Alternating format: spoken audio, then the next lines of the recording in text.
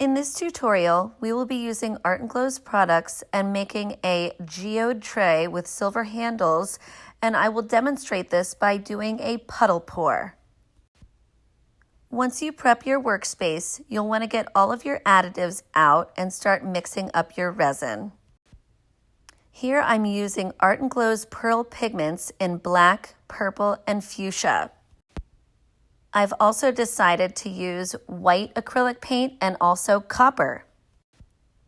This puddle pour technique is really fun. It always ends up coming out almost like tie-dye. I just love it. The key to doing this type of pour is to pour each color right on top of the last, right in the center. I always like to start with the clear because once you start adding the colors, it helps them flow a little bit better. Now just keep layering them one on top of the other until your mold is filled up. This is all happening in one pour and it takes about 10 ounces.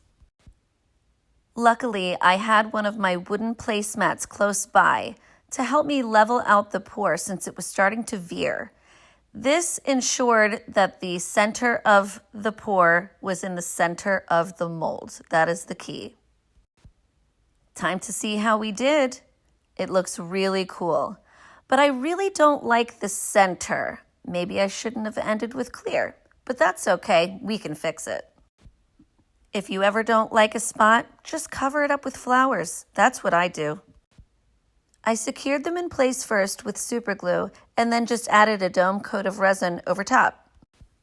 For this final coat, I coated the entire top of the tray. Then I went ahead and rested the silver handles right on top in the resin. And there you have it.